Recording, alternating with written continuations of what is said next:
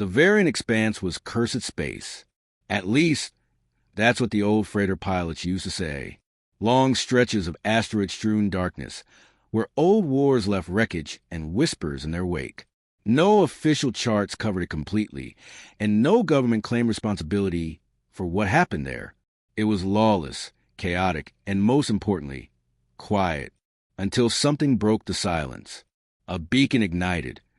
An emergency frequency over 40 standard years old, faint and distorted. The signal barely pushed past the dust and dark matter fields that surrounded the expanse. But it pulsed with intent. A Veltari medical unit transponder code, classified as active battlefield triage. That meant someone out there was dying, and their automatic still had enough power to ask for help. No one should have been there. No one living. Anyway, the call reached a relay buoy near Station Kestrel, a border outpost of the Galactic Rescue Command GRC. Protocol dictated immediate response. Not even bureaucratic apathy could override the mandate to recover wounded sentients, no matter their species. The GRC dispatched Recon Unit Theta 9, a mixed-species rescue crew specializing in biological triage. 12 medics, 2 combat pilots, and 1 alien veterinary specialist. Theta 9 was built for emergencies, but even they hesitated when they got the full coordinates. Sector 9, Varian Expanse. Still, they went. The moon had no name. Theta 9 shuttle descended through a storm of methane vapor and jagged, lightning-laced clouds. Static scratched at their comms. They followed the beacon to a shallow canyon, where fractured stone and glimmering gas vents spewed white mist into the pale air. There it was, the wrecked Veltari medical frigate, skewered on an ironstone outcrop, its hull split open like a bleeding shellfish, glittering in the violet sky. Scorch marks along the stern. Impact trauma. No energy weapons. Just velocity. Something went wrong in the descent. As the rescue crew began their scans, movement inside the wreck registered on their boards. "Single survivor," said Pilot Kira, narrowing her eyes at the life signature. "Faint. Massive biometrics." "Could be a trap," warned Devar, the tactical lead. "Too big to be Veltari." "It's not Veltari," came a voice behind them. Dr. Zalek, the alien vet, his serpentine eyes narrowing at the data.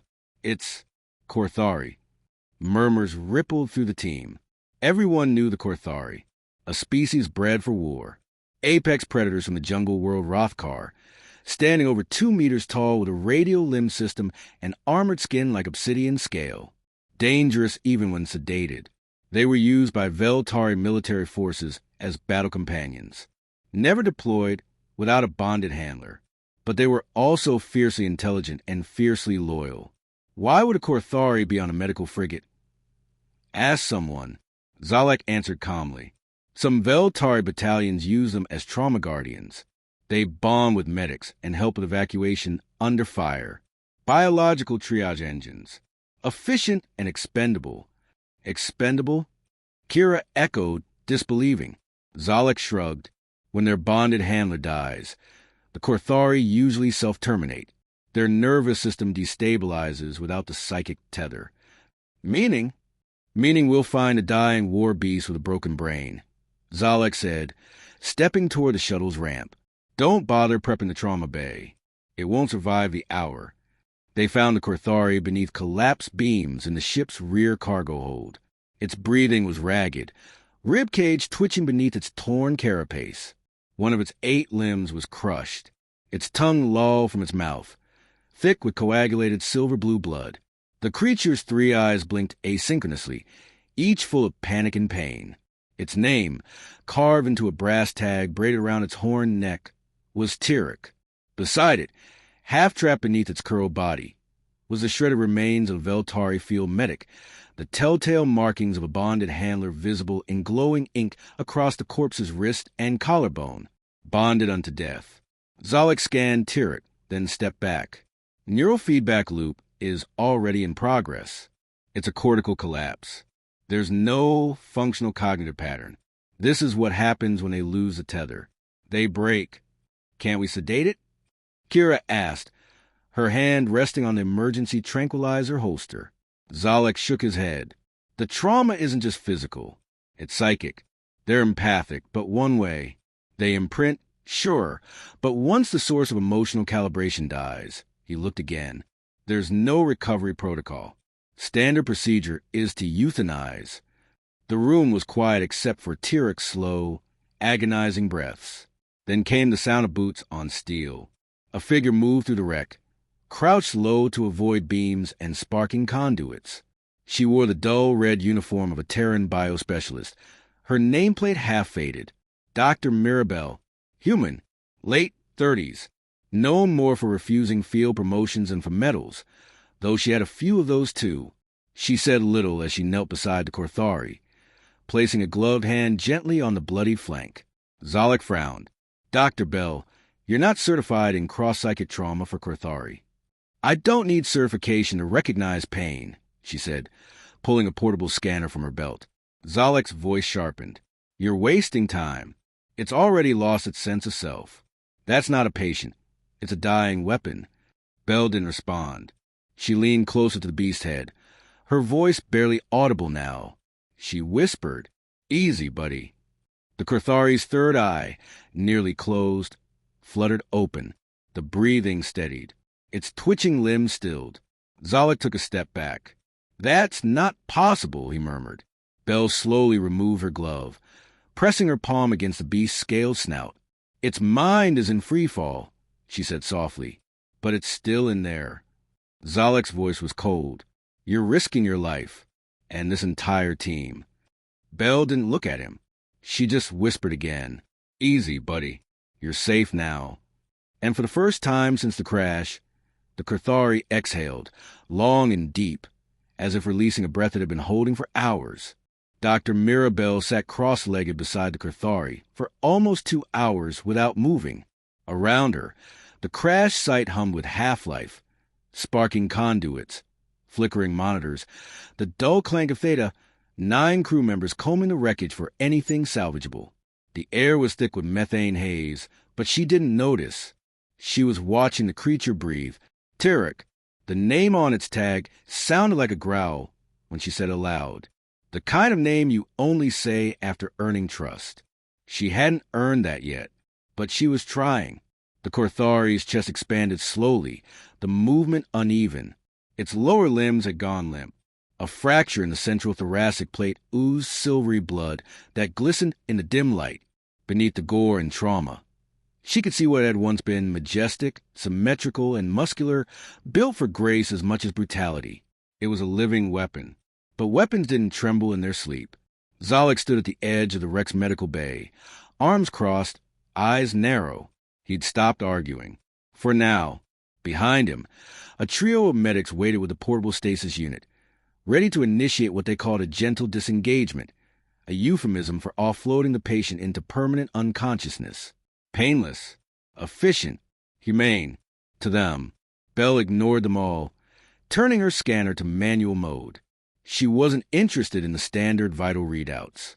Those were all screaming DOA anyway. Instead, she focused on the creature's neural resonance. Tiny fluctuations in electromagnetic patterns across its skull ridges and spinal root. Her hand hovered just above its crown. Zalek spoke up again, voice flat. There's nothing to read. The neural link is gone. It was tied to the Veltari handler. Without that anchor, the Korthari's brain enters self-destructive cascade. It doesn't understand death the way we do. It doesn't even resist it. It just follows. Bell didn't look at him. You talk like it's a machine with a broken switch. He gave a slow blink, his vertical pupils narrowing. We have protocols for a reason. And protocols don't cover this. She turned the scanner so he could see. The display showed a neural feedback loop. Yes, but underneath that, almost buried, was something else. Weak, but structured. Repeating. Do you see that? She asked. There's a patterned echo in the subcortical region. Reflexive firing. It's reliving something. A loop, he said. A death loop. Memory collapse. The mind eats itself when the link breaks. Bell shook her head. Not collapse. Not yet. It's reliving a moment. She paused. Want to care? Zalek looked skeptical. How do you know?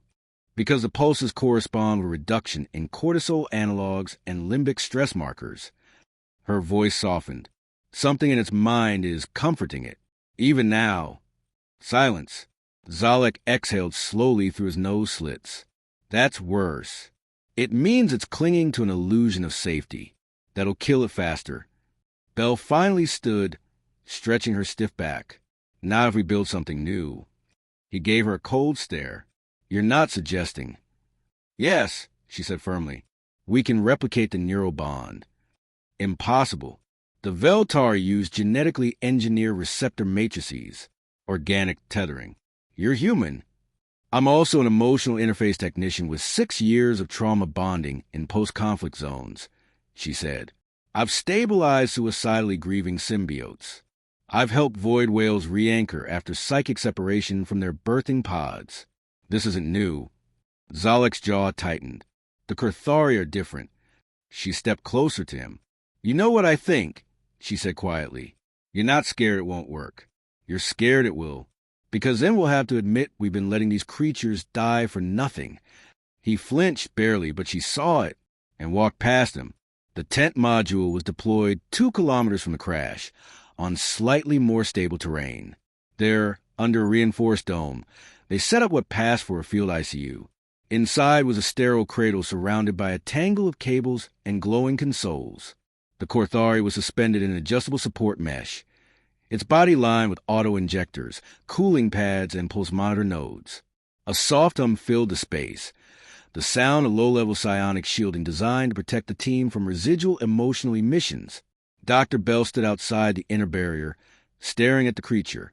It's awake, she murmured. Tyrek's primary eye was open, glassy but tracking movement. Its breathing was uneven again. One of its limbs twitched as it tried to move. A medic, a young Tyrenian named Sol, looked at Bell nervously. We've administered the full sedative suite, ma'am. It shouldn't be conscious. It's fighting it, Bell whispered, a strange awe in her voice. It doesn't want to fade. Not yet. Sol blinked. But they're supposed to shut down when... They're not supposed to do anything. Bell cut in. That's the problem. We've been treating them like systems, not souls. She turned to the console and keyed in her neural sync signature. The system beeped, prompting biometric authorization. A second confirmation appeared. Emotional anchor link request. Species unknown / bond type. Temporary / risk. High. Do you accept liability? Bell placed her hand on the pad. Confirmed. Sol's eyes widened.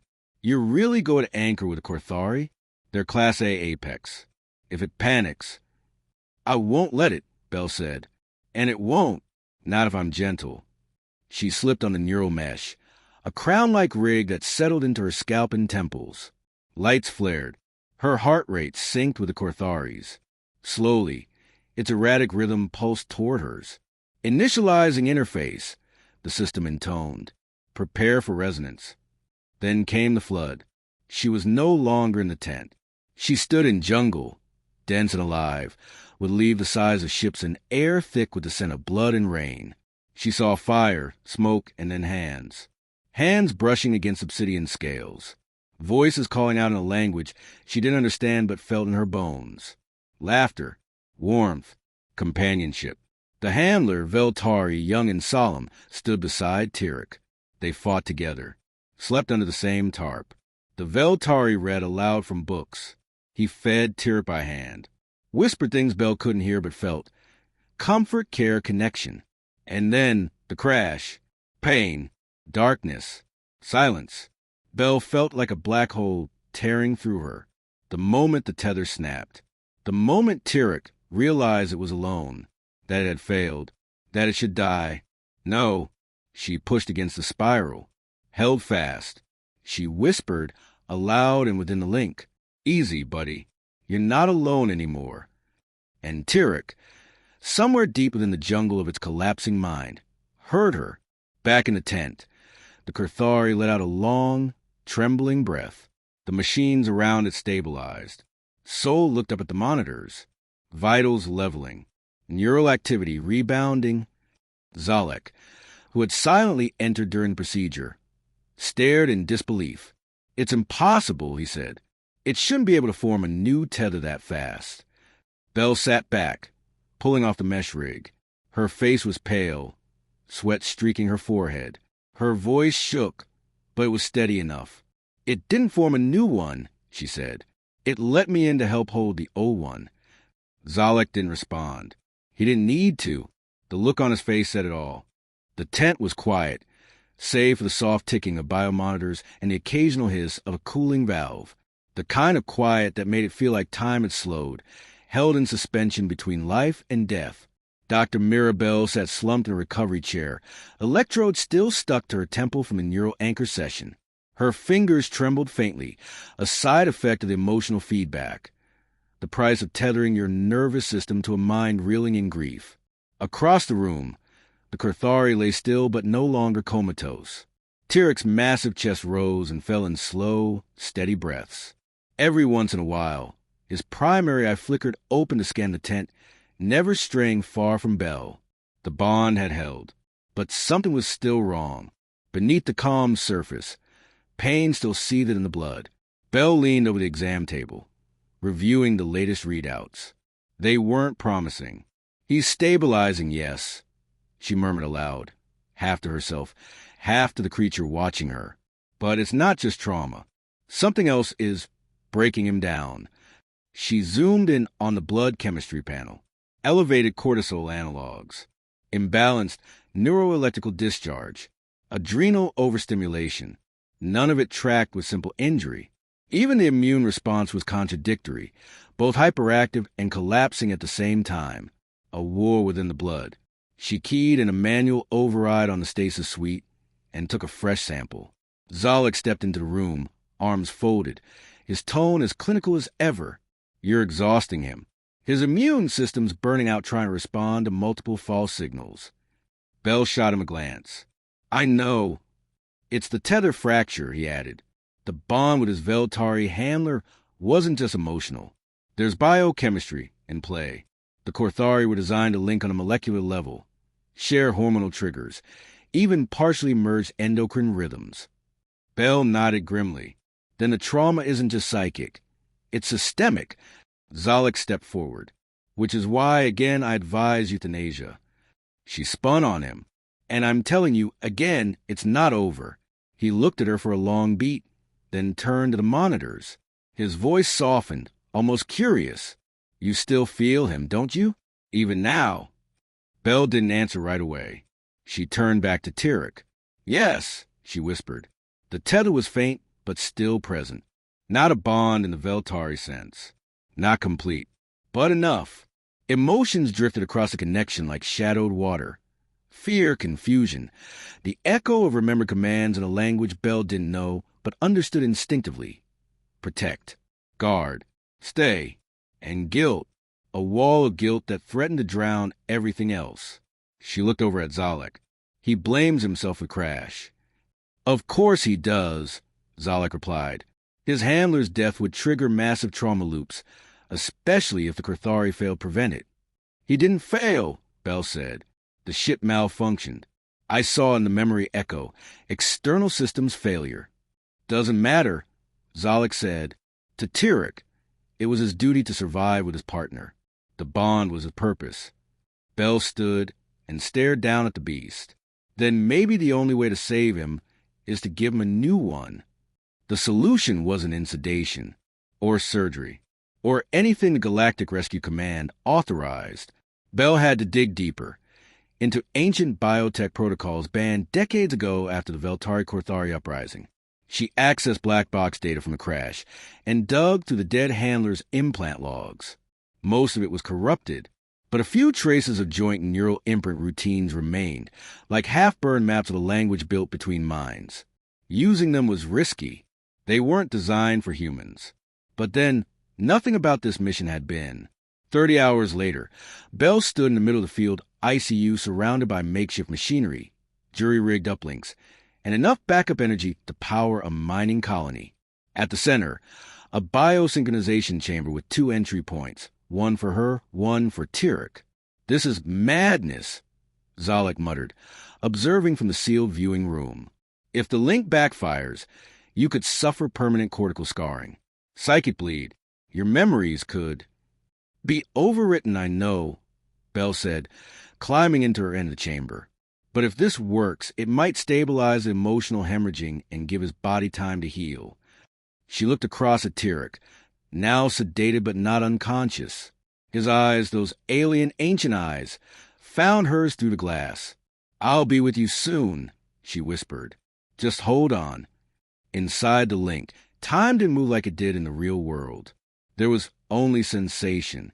Belle stood again in the jungle. But it was different this time. Not a memory. Something deeper. The trees bled light. The ground pulsed with Tyrek's heartbeat. She wasn't a guest anymore. She was inside him. She saw the world through his memories, training under searing suns, blood-soaked nights on alien battlefields, soft moments beside a fire, head in a lap, warmth and safety and ritual feeding, all centered on his Veltari partner, a bond unbreakable, until it broke.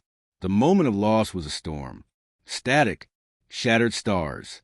The handler dying in his arms, mind fragmenting as the link dissolved, leaving Tyrek howling inside himself. Belle felt it all. Then something changed. Tyrek felt her. Not just her presence, but her will. She didn't try to replace the bond. She couldn't, but she witnessed it. All of it. The love, the loss, the loyalty. And slowly, carefully, she did something else. She reached out and placed her hand on the spectral version of his head. "You didn't fail," she said in the link, her voice echoing like a ripple in space-time. "You stayed. You survived. That's enough." And Tyrek, massive and broken, apex predator and grieving soul, lowered his head into her hands and finally, stopped trembling. Back in the chamber, monitors beeped furiously, then slowed, pulse normalized, hormone levels adjusted. For the first time since the crash, Tyrek entered true sleep. Not a coma, not unconsciousness, but rest. Real rest. Zalek stared at the readings and let out a long, low breath. "She did it," Sol whispered. "No," Zalek said, almost reverently. "They did it." Belle awoke 3 hours later, drained but intact. She walked to Tyrek's side, brushing her hand against the thick scales of his snout. His breath warmed her fingers. He rumbled softly in return, a sound that wasn't quite a growl. Not aggression, not pain, recognition. Sol entered, holding a new collar tag in hand. From command, he said, they wanted to classify him as biologically unbonded and transfer him to behavioral recovery on Station Theros. Belle took the tag and turned it over. On it was a new line. Handler, unassigned. Bond, disrupted/non-transferable. She stared at it for a long time, then dropped it in the waste bin. "Print a new one," she said. "Put this instead." Handler, Dr. Mirabelle, provisional emotional anchor. Sol grinned.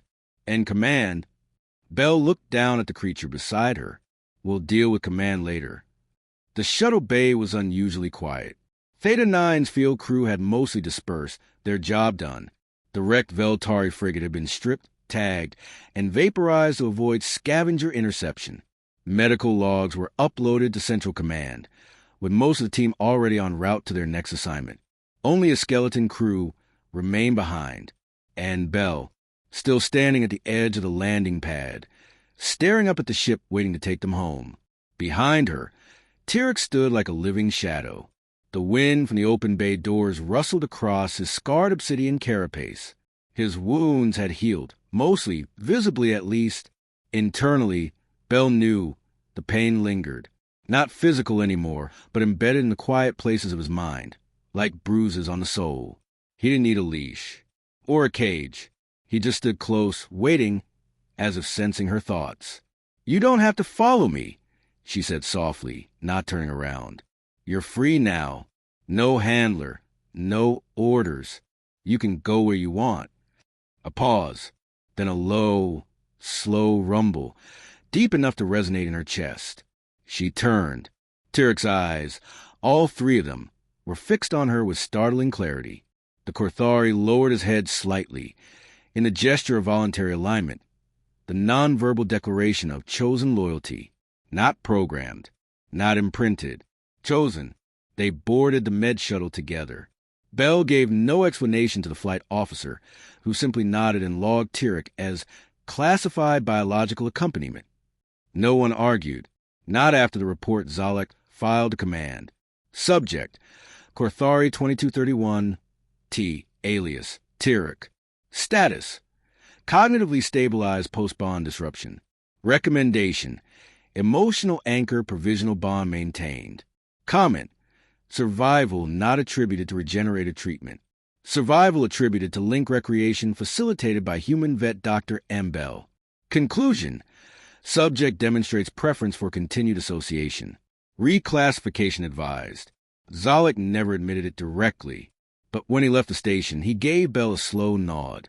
The kind professionals give each other when language would only dilute the truth. 2 weeks later, they arrived at Station Haven, a deep-orbit triage outpost and long-term recovery center on the edge of contested space. Tirek wasn't put in isolation. Bell had argued for that.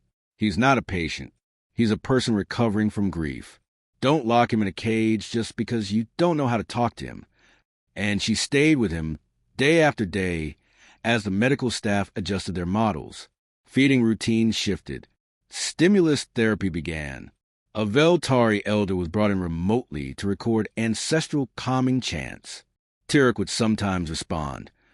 Other times he'd ignore everything except Bell's voice. She didn't have the handler training, but she had something else: empathy and patience. One day, while Bell was sitting in the rec module repairing a diagnostic pad, Tirek walked in carrying something in his mouth, a synthetic bandolier harness, adapted for medical personnel. Bird on one side, torn on the other. Bell froze. It was his handler's, recovered from the crash wreckage. He laid it gently at her feet and sat. Bell swallowed hard. "I'm not him," she whispered. Tirek said nothing, just watched. "I didn't fight in your war. I didn't save you back then." Silence. "But I'm here now." He lowered his head again. And this time, when she reached out to touch the scarred place along his neck ridge, he leaned into it completely. That evening, she filed her own report. Subject: Korthari 2231-T Tirek. Status: emotional anchor bond. Functional voluntary. Proposal: reclassify subject from weaponized service organism to recovery-capable sentient partner. Comment: he doesn't need a new handler. He needs a life beyond the war. Request: authorization for relocation to Earth-based xenotherapeutic programs, with vet support staff, self-included. She sent the report before she could second-guess it. Command replied 6 days later. Their message was short. Relocation approved. Bond status: unorthodox but effective. Reclassification request: under review. Note: Dr. Bell, you are hereby appointed as Tier 1 Sentient Trauma Liaison for Korthari subjects. Further recommendations welcomed. It was rare for Command to show that much flexibility. But maybe they understood something important now. The Korthari weren't just engineered animals. They weren't weapons. They were survivors. And survivors didn't need to be studied. They needed to be seen. 3 months later, somewhere outside San Diego, Earth, Tirek sat in the shade of a massive oak tree in the yard behind the Xenovet facility.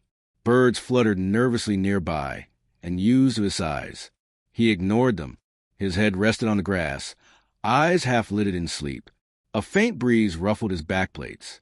Belle walked outside, coffee in hand, still adjusting her coat. "Nap time again?" she teased. A slow rumble answered her, a sound somewhere between a sigh and a purr. "Lazy thing," she added, but she smiled. She sat beside him, letting the silence stretch. There was nothing to fix now, no procedures to perform, just the slow work of healing, him and her both, because grief didn't vanish, but it could be carried if someone was willing to share the weight. Tirek shifted, curling slightly toward her, his flank pressing lightly against her side. She chuckled. "Easy, buddy," she whispered, leaning against the warm mass of his body. And for the first time in a long, long time, both of them simply rested, not surviving, living.